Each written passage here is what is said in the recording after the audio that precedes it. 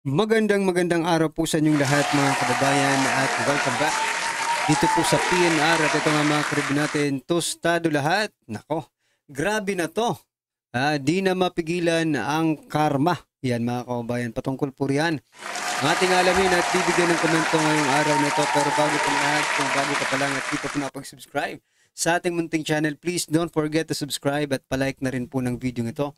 Maraming salamat po at ito na nga. Simulan na po natin to. Sa walaan bayan ko, sa magnanakaw na tao,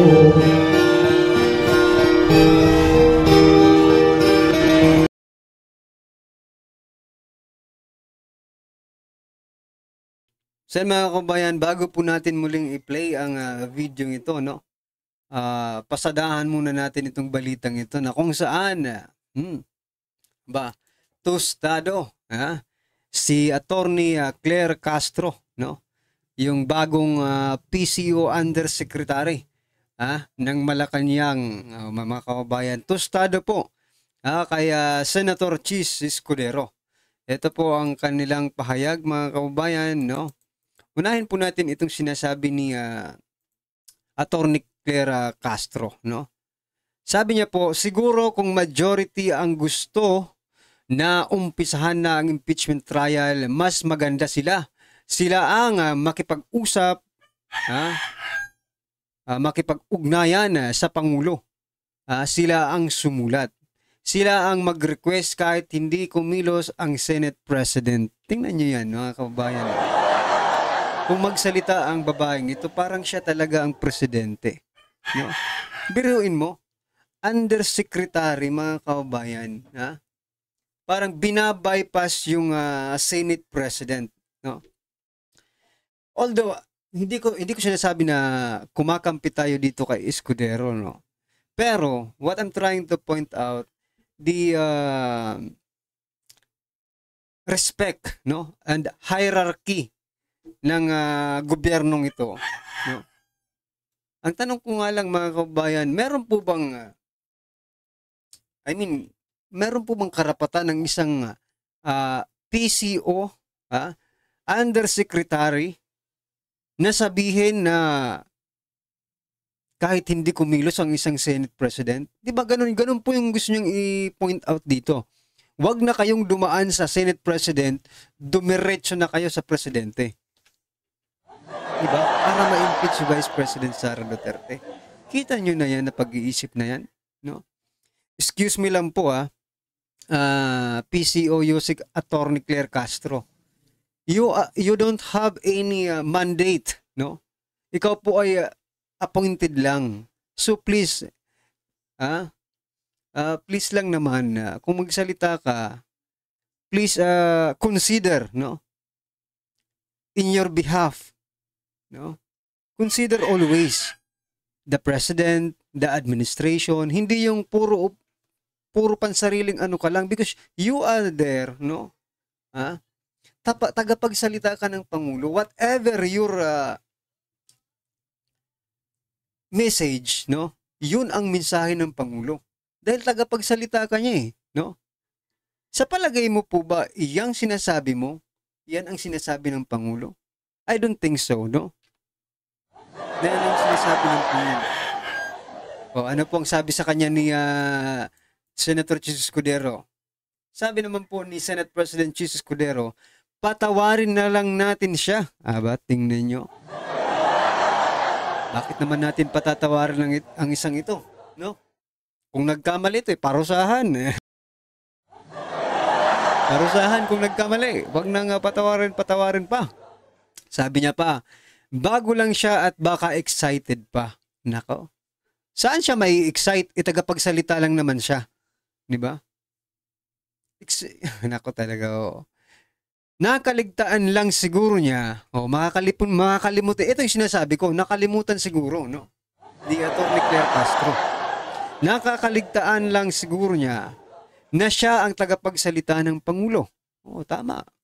Ano mang sinasabi niya sa mikroponong yan ay galing sa Pangulo. That's what I'm trying to point out, mga kababayan. Attorney Claire Castro, anumang lumalabas sa bunganga mo, Ha? Yan na rin ang parang nagsisilbing salita ng Pangulo. Oh, kita niyo na. Ibig sabihin ba ito rin ang gusto ng Pangulo? Maybe, no? Ngayon lang natin na process yung sinasabi dito, no?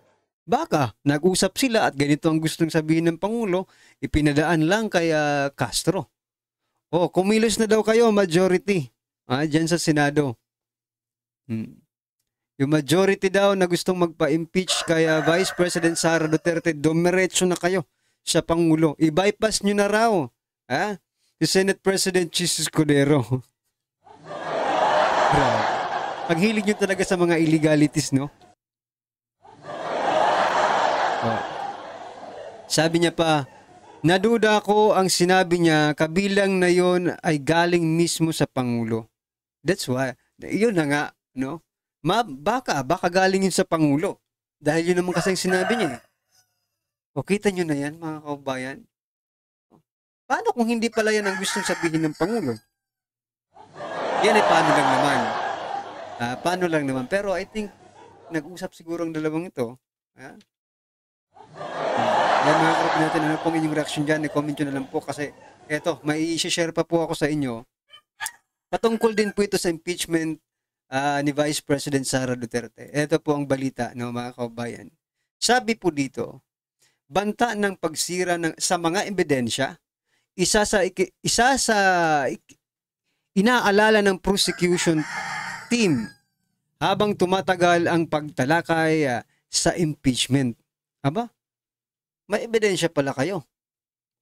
Well, anyway, ito. Si ano po ito, yung nagsasalita po dito, aminado si House Prosecution Panel Member Joel Chua na habang lalong tumatagal ang pagtalagay sa impeachment, ay lumalaki ang tsansa na mawala ang ebidensya sa kaso. Teka lang. Baka wala talaga kayong ebidensya. Anong baka mawala? Nasa inyo ba yan? Oh, kung nasa inyo, gumawa kayo ng maraming copy, baka mawala yung ebidensya nyo. No? Grabe naman ito si Chua. Wag mong gawing tanga ang taong bayan. Yan ang gagamitin mong panlaban, no? Baka mawala ang ebidensya. Aba, teka lang. Baka wala nga talaga kayong ebidensya. At mapapahiya na kayo, di ba? Dahil malapit na kayong husgahan. Diba? Grabe itong reasoning ni Chua, no? Napaka-advanced niya mag-isip. Baka ganito ang gawain nyo. Representative Chua. Baka ganyan ang ginagawa ninyo sa mga ebidensya. Diba? Ano ang masasabi niyo dyan, mga kaubayan, sapagkat meron pa po akong isi-share sa inyo eh. Ito pa, isang pulpul na politiko. Abante wants Pogo to be sabi niya, Abante wants Pogo ban to be permanent.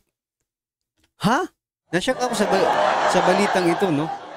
Dito po sa metromanilapolitico.com.ph. Yan. Nashock po ako.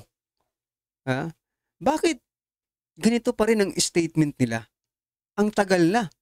Simula nang nagsona ang Pangulo, hinayutak kayo, nagtayuan pa kayo. Diba?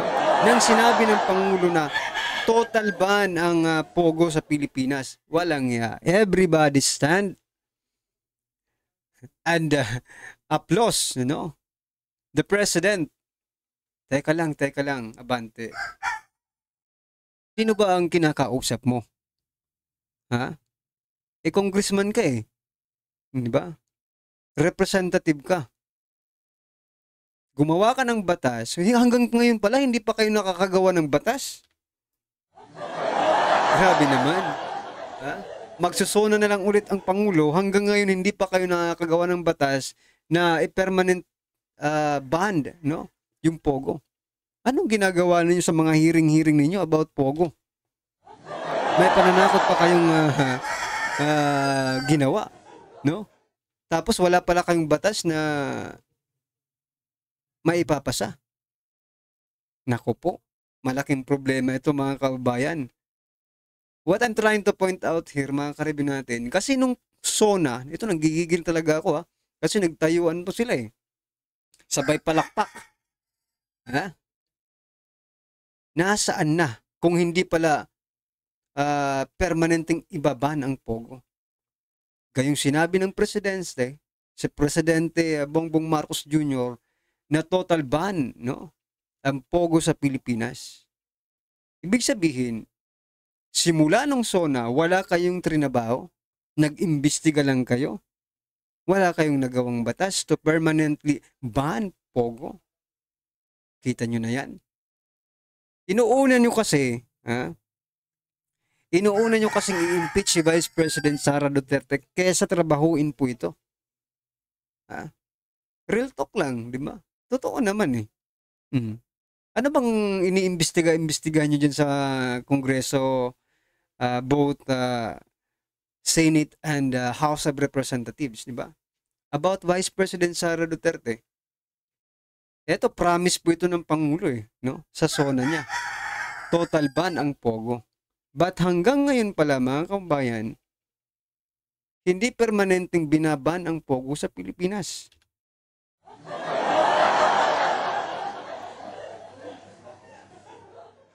Wala mga kabayan, walang mga nito. Walang mga isang salita. Kita nyo na yan. Ito pa mga kababayan, pasensya na. Last na po ito at ipi-play na po natin yung video na pinakita natin kanina, okay? Ito po. Ito dapat ang problema ng mga tunggristang ito, no? Ito, zoomin ko lang si DOTR Secretary Vince Dizon. Sabi po dito, mass resignation ng 400 engineers kumpirmado. Ayon po yan kay DOTR Secretary Vince Dizon. Kinakaharap ang matinding hamon matapos ang exodus ng mga empleyado dulot raw ng pagkaantala ng sahod. What? Ito nga nakakatawa mga kabayan. Kaliwat ka ng ayuda dito, ayuda doon, ayuda sa baba, sa taas, kahit saan mo tingnan may ayuda. Tapos pala itong mga engineers natin, no? Yung inhenyero ng Pilipinas, mga kababayan, na kung saan gumagawa sila ng mga infrastructure, no? Project. Eto, magre-resign dahil po sa hindi pinasasahod. Kita nyo na. Or baka dinadahilan lang ninyo itong pagkaantala ng sahod, no? Dahil wala naman talagang trabaho. Kasi walang project Di ba? You connect the dots. Posible na mag-resign na ng mga ito. Bakit? Pwede nilang pasapalabasin na naantala ang sahod kaya magre-resign. But ito, just an opinion But behind the scene, no? Nakikita natin na, teka lang. Walang mga project, mga engineers, project engineers. Big sabihin, connected. Yeah? Magre-resign sila or pinagre-resign sila dahil walang projects. Ayun. Huli kayo. Pero opinion lang natin yan, mga kababayan, based on, no? Sa mga nakikita natin, no? Wala rin naman talagang projects, di ba? Well, anyway, mga karibin natin, ano po ang inyong opinion dyan? I-comment nyo na lang po at eto na nga. Simulan na po natin bigyan ng reaksyon ang video ito. Eto na po. Ito ang nakakagulat na balita ngayon. Viral at trending ngayon sa mundo ng social media ang di umano'y balitang tila mukhang nagulantang ang mga loyalistang bulag sa katotohanan at ang gobyerno ngagba matapos lumabas ang balitang lumusob na at kumilos na mismo sa Korte Suprema si Vice President Sara Duterte para maghain ng reklamo kaugnay sa nasabing impeachment case. Mukhang nagulantang ang lahat matapos ninyanig ng Vice President Sara Duterte ang mainstream media at social media. Matapos kinumpirma na mismo ng Korte Suprema na ang Vice Presidente ay nag-file na mismo ng petisyon for certiorari and prohibition noong Martes, February 18, 2025 laban sa kanyang impeachment case. Totoo kaya ito mga ka-update? Ating alamin. Pero bago ang lahat mga ka-update, kung bago ka pa lamang sa aking channel ay mag-subscribe ka na at huwag kalimutang i-click ang notification bell para mas updated ka sa mga bagong videos na i-upload namin. At ito na nga mga ka-update, ayon pa sa kumpirmadong balita na inilabas mismo ng Enquirer.net sa kanilang official website, Vice President Sara Duterte files petition at Supreme Court to stop impeachment moves against her. Manila, Philippines Vice President Sara Duterte has filed a petition before the Supreme Court to block the impeachment complaint filed against her and Congress.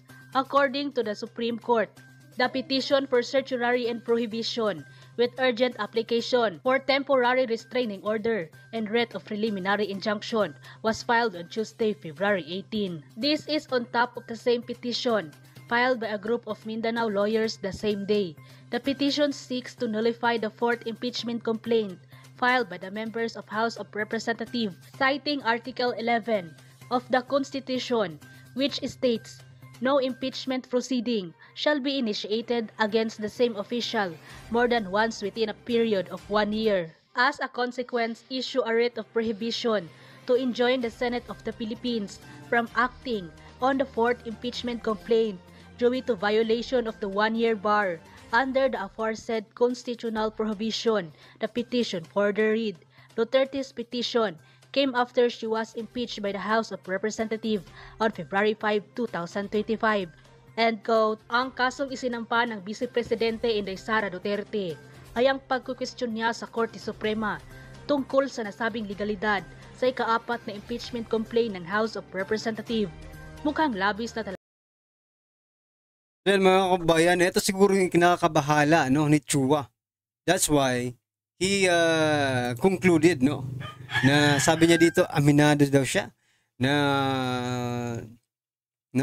itong halalong tumatagal ang pagtalakay sa impeachment ay lumalaki ang tsansa na mawala ang mga ebidensya.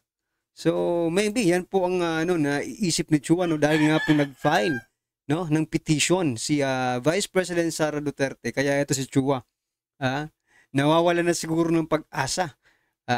Bakit naman mawawalang ebidensya, Chua? Baka talagang wala kayong ebidensya kaya mo yan nasabi.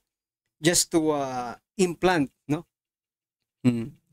this information sa ating mga tao, sa ating mga ordinaryong Pilipino, sa ating lahat, para tawag dito, ma-mind condition, yung ating mga kababayan na teka lang, sinabi to ni Representative Chua. Eto na, wala talaga yung nagkatotoo. Nawala yung ebidensya. Aba, hindi pwede ang ganun. Hindi pwede ang ganun. Kung importante ang ebidensya sa inyo, bakit hindi nyo i-secure kung talagang may ebidensya kayo? That's why, I also concluded, mga kaubayan, parehas ni Chua, di ba? Oo. Nagbigay siya ng kanyang sariling opinyon na baka mawala ang ebidensya o magbibigay rin tayo ng sarili nating opinyon na baka nga wala talaga silang ebidensya. Di ba? So yan mga kaubayan, ano po ang inyong opinion, reaction patungkol po sa video nito, comment lang po sa baba. Para at isa lang po ng ating mga kaubayan ang inyong opinion. Maraming salamat po. Don't forget to like the video mga kaubayan. Maraming salamat po. Samayaan